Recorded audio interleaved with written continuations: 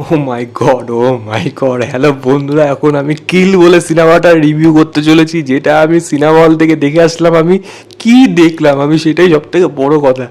এই সিনেমার জন্য যদি যদি আপনি পোক্ত কথা আগে বলে দিচ্ছি, যদি অ্যাকশন লাভার হন, যদি ব্রুটালিটি, এই অ্যাকশন হচ্ছে, রিভেঞ্জ হচ্ছে, সেগুলো আপনার পছন্দ হয়, আপনি যদি 500 টাকা দিয়েও টিকিট কাটেন, আপনার কিন্তু উসুল হয়ে যাবে ওই 1.5-2 ঘন্টার সিনেমার মধ্যে। এরকম লেভেলে অ্যাকশন আছে। এবং আরেকটা রিস্ক, আমি এটা অবশ্যই সবার জন্য বলে দিই, যারা ব্রুটালিটি, এই ভায়োলেন্স, এইগুলোকে, রক্ত, ব্লাড শেড, এগুলোকে দেখতে পারেন না, মানে অস্বস্তি ফিল করেন, তাদের জন্য এই সিনেমা না, একেবারে না। কারণ এই সিনেমাটা যেই লেভেলে ব্রুটালিটি লেভেল দেখিয়েছে, ভারতবর্ষের ইতিহাসে হয়তো এরকম ধরনের সিনেমা আজ অবধি হয়নি, যেটা এই সিনেমাটা করে দেখালো। এর জন্য হলিউড থেকে এই তোমার জন উইকের প্রডিউসাররা এর জন্য এইটা প্রশংসা করছে, এটাকে রিমেক করার কথা ভাবছে। কেন ভাবছে, তার পেছনে কারণ আছে। গল্পটা যদি এখানে ছোট্ট করে বলি, এখানে লিড রোলে আছে লক্স রয়েছে, লক্সের তার প্রথম সিনেমা, এবং তার সাথে রয়েছে তানিয়া মানিকতলা, রাঘব জুয়াল এবং আশিস বিদ্যার্থী এবং অন্যান্য আর্টিস্টরা রয়েছে সাথে। হয়তো সেরকম নাম আমি বলতে পারবো না, তার জন্য আমি দুঃখিত। কিন্তু গল্পটা যদি এখানে ছোট্ট করে বলি, তানিয়া মানিকতলা এবং লক্সে তাদের একটা সম্পর্ক রয়েছে। তার অবশ্যই লক্সে একজন ফৌজি, এবং তারা একটা ট্রেনে করে এক জায়গা থেকে আসছে, এবং সেই আসার মাঝখানে সেই ট্রেনের মধ্যে ডাকাত দল হামলা করছে, 40 জনের মতো রয়েছে, এবং তারা কিভাবে এদের উপর ক্যাপচার করছে, এবং এই লড়াইতে এই ফৌজিটা কিভাবে লড়ছে, এবং কেনই বা সে লড়ছে, এবং তার পেছনে তার কী কারণ আছে, এবং আলটিমেটলি কি ডাকাত দলকে সে একা হারাতে পারছে, এবং কীভাবেই বা সেটা পারছে। এর থেকে বেশি জানতে হলে অবশ্যই সিনেমা হলে গিয়ে এই সিনেমাটা দেখতে হবে। ফার্স্ট পজিটিভ দিক, লাস্ট পজিটিভ দিক, যাই হোক, এই সিনেমাটা সব পজিটিভ আছে। এই সিনেমাটা নিয়ে আমি আলাদা করে কিছু ভাবছি না। যদি মনে করেন লোকে গল্পের মধ্যে দুর্ধর্ষ কিছু থাকবে, গল্পের মধ্যে কিন্তু দুর্ধর্ষ কিছু নেই, ওসবের প্রয়োজনও নেই। সিনেমাটা যেই লেভেলে অ্যাকশন রয়েছে, সেই লেভেলটা পুরোপুরি শুরুর থেকে শেষ অবধি 10-15 মিনিট প্রথমে একটু বাদ দেবেন, তারপর থেকে কিন্তু পুরো সিনেমার জনের মধ্যে ঢুকে যাবে, যে এই সিনেমাটা যেই জন্য এত এত নাম হচ্ছে, এত সবাই প্রশংসা করছে। এই সিনেমাটা ওই লেভেলেই হয়েছে।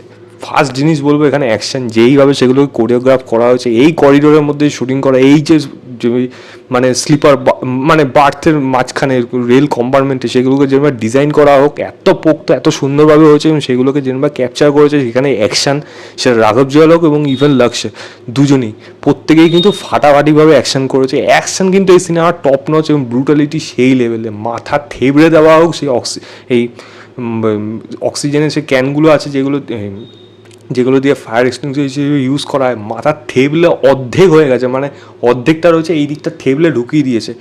নেক্সট লেভেল ভাই, দাঁত ফাত নিয়ে ঢুকিয়ে দিচ্ছে, ঘাড় ভেঙে দিচ্ছে, মানে হাত ভেঙে দিচ্ছে, মানে কী কী রয়েছে, মানে এই সিনেমাটা মানে আমার এখনও ওটা গুজবাম দিয়ে রয়েছে, মানে কী লেভেলে অ্যাকশন রয়েছে এই সিনেমাটার মধ্যে।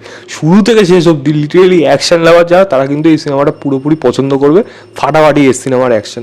পারফরমেন্সের কথা বলি, বেস্ট পারফর্ম করেছে আমার কাছে রাঘব জুয়াল, ফাটিয়ে দিয়েছে এই রোলটা, মানে ডাকাত দলের লিডার, মানে মেন ভিলেন হিসাবে ফাটিয়ে দিয়েছে। তার পারফরমেন্স হেভি ছিল। সঙ্গে আশিস বিদ্যার্থীর কথা আমি অবশ্য বলবো, সেও পারফর্ম ভালো করেছে। বাকি প্রত্যেকটা ডাকাতদের মধ্যে একজন একজন বলবান রয়েছে, দেখে মানে জিম করে, বা বলা যায় মানে কুস্তি করে, এরকম চেহারা, তারও পারফরমেন্স কিন্তু ভালো। এখানে যেইটুকু জায়গা রয়েছে, এগুলো কিন্তু প্রশংসা করার জায়গা, প্রত্যেকের পারফরমেন্স এখানে ভালো। তানিয়া মানিকতলা বেশি জায়গা নেই, তাকে দেখতে ভালো লাগে বরাবরের মতো, এবং তার পারফরমেন্স যেটুকু জায়গা পেয়েছে কিন্তু ঠিকঠাক করেছে। এবং লক্ষ্যের কথা অবশ্যই বলবো, তার পারফরমেন্স কিন্তু ডেফিনেটলি ভালো। সে কিন্তু একজন ভালো অ্যাকশন স্টার হিসাবে কিন্তু উঠে আসতে পারে, যার কিন্তু প্রবণতা রয়েছে এই আর্টিস্টটার মধ্যে। এছাড়া যদি বলি, সিনেমার মধ্যে যেরকমভাবে সাউন্ড ডিজাইন, যেরকমভাবে লাইটের কাজ, সেই অন্ধকার করে দেওয়া, সেই ঝুলিয়ে দেখা বডিগুলো, ওরে বাপরে বাপ, ওইগুলোকে যেভাবে শ্যুট করেছে, যেভাবে নেওয়া হয়েছে, যেরকমভাবে সিনেমাটা এগিয়েছে, ফাটাফাটি টেরিফিক ছিল এগুলো। এবং সঙ্গে সেখানে সাউন্ডের কাজ, মানে হাড় ভাঙছে, দাঁত ভেঙে যাচ্ছে, মানে ঘাড় মটকে যাচ্ছে, পেইন, সেই জিনিসগুলোকে যে ফিল করাচ্ছে, কাটছে, কেটে কেটে বার করছে, ওরে বাপরে, মানে নেক্সট লেভেলে গেছে, মানে চূড়ান্ত লেভেলে এই সিনেমাটা যেরকম শেষ হয়, মানে আপনি পুরোপুরি ফুল স্যাটিসফাই হবেন, মানে ফাটিয়ে দিয়েছে ভাই, এই হলো অ্যাকশন সিনেমা। এরকম ধরনের সিনেমা হওয়া উচিত। তবে হ্যাঁ, অ্যাকশন যে শুধু হয়েই গেছে তার কিন্তু শুধু না, এর পেছনে একটা ইমোশনাল স্টোরি আছে, সেই স্টোরিটা, সেই ড্রামা পোর্শনটা কিন্তু ইকুয়ালি এই সিনেমাটার সাথে এগিয়েছে, যেটা একটা কিন্তু বেশ ভালো দিক। আমার মনে হয় এরকম যদি ব্যালেন্স থাকে, লাভ স্টোরির দিকে দেখুন বেশি কিন্তু যায়নি, যেইটুকু দেখিয়েছে এই সিনেমার গল্পের জন্য যথেষ্ট, মানে সেইটা বোঝা যায়, মানে সেই রিভেঞ্জটা যে নিচ্ছে, সেটা কেন নিচ্ছে সেটা কিন্তু পরিষ্কার বোঝা যায়। এবং এর টোনাল শিফটটা, মানে গল্পটা ফার্স্ট হাফে একরকম, মানে একরকমভাবে আগেও সেকেন্ড হাফে কিন্তু দ্বিতীয় অন্যরকমভাবে এগোচ্ছে।